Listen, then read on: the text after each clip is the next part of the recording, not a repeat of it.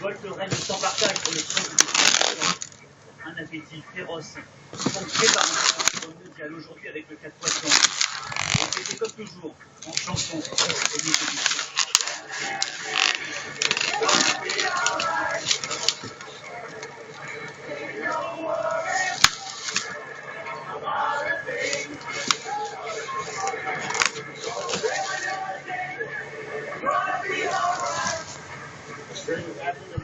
Le plus grand athlète de tous les temps? Je ne sais pas. Il faut regarder dans l'histoire les performances du passé. Ce qu'il a fait aujourd'hui, c'est formidable. Mais d'autres athlètes ont fait des choses formidables avant lui. S'il vient à Rio en 2016 et qu'il gagne encore le 100 et le 200 mètres, il n'y aura plus aucun doute possible. Même un Mohamed Ali, n'importe quel autre grand sportif, tous diront c'est lui le meilleur. Avec désormais 8 titres mondiaux comme Carl Lewis, une autre légende, l'artiste vous salue bien. Le petit théâtre de la comédie referme ses portes. Réouverture prévue en 2015 à Pékin lors des prochains championnats du monde.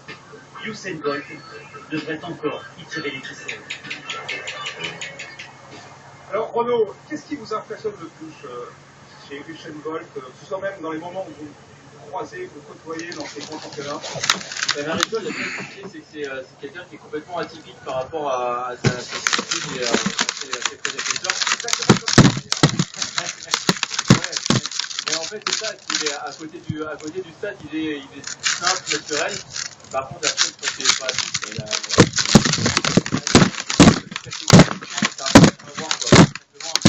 une beauté gestuelle, c'est excellent. Et c'est une vitrine fabuleuse pour la technologie mondiale. Patrick, on reviendra, donc, je l'ai dit tout à l'heure, vous êtes deux images dans l'année 2013 en octobre.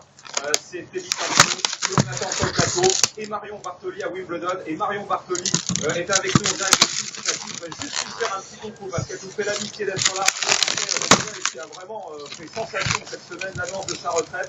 Elle va nous raconter pourquoi elle a pris cette décision dans quelques instants. A tout de suite, ma chère Marion, en attendant Alexandre, le rugby, parce que c'était la première fois il y a eu la Coupe du Monde de rugby au mois de rugby à 7 qui se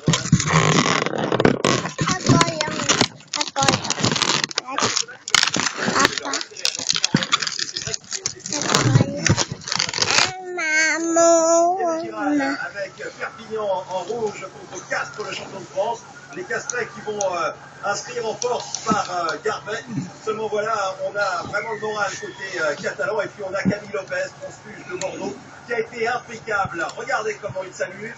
Hop là, l'ouvreur qui aplatit entre les poteaux à l'arrivée du Sam Sarko 26-23. Pointe de bonus défensif pour Castres battu. Avec le Bordeaux, grosse ambiance à Chabandelmas. Et là aussi, ça va mal pour tout le monde avec un essai de Talboula. Avec en prime le coup de pouce du destin ou du poteau. Et à l'arrivée, victoire 31-25, bonus défensif pour Toulouse. Mais Toulouse battu quand même. Alors, c'est Clermont qui finalement va sauver la piste pour les gros. Clermont a été finaliste malheureux de la finale de la Coupe d'Europe et de la finale du championnat de France. Et bien, Biarritz, Aguilera, ils se sont imposés malgré, vous voyez, 7 essais inscrits par les Catulis. Victoire 22-18 à l'extérieur pour Clermont. Et puis le champion d'Europe, Toulon. Et bien, Toulon a eu des sueurs froides à Montpellier avec Johan Audrin, l'ailier montpelliérain qui Montpellier qui a vraiment très bien joué pendant ce match. Le problème, c'est que Traduc a Clermont, copain de l'équipe de France, à l'essai. Un essai involontaire pour Montpellier. On sait que Wilkinson a marqué 17 points au pied à l'arrivée. Match nul, 22 partout. Alors, selon la formule consacrée, on a les deux qui ont gagné. Ceux qui ont perdu sont derrière. Et mention spéciale pour quand même l'aviron bayonnais qui a gagné 39-13 contre le premier Oyonnax. Et donc, qui est Grenoble qui a gagné. Et Brive qui a tenu tête au Racing Méco. Il y a tous nos chouchous. Alors, il y a aussi le Racing. On a voulu faire un gros plan cette semaine dans Stade Bleu parce que l'équipe a été profondément remaniée avec des vedettes qui ont été recrutées à prix d'or, des entraîneurs champions de France en titre. Et pourtant, pour cette première journée, la victoire a été difficile à Brive, 19-14. Tiens, Étienne Léonard.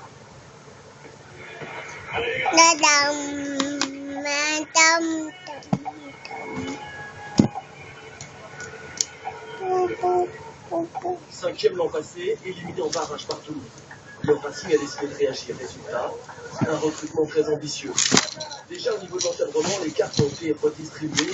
Gonzalo Quesada est bienvenu au duo Traverse.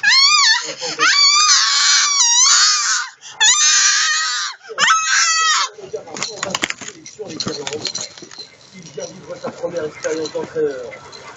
L'ancien de l'ouverture coach désormais son ancien concurrent, poste numéro 10 en la personne de Jonathan Sexton.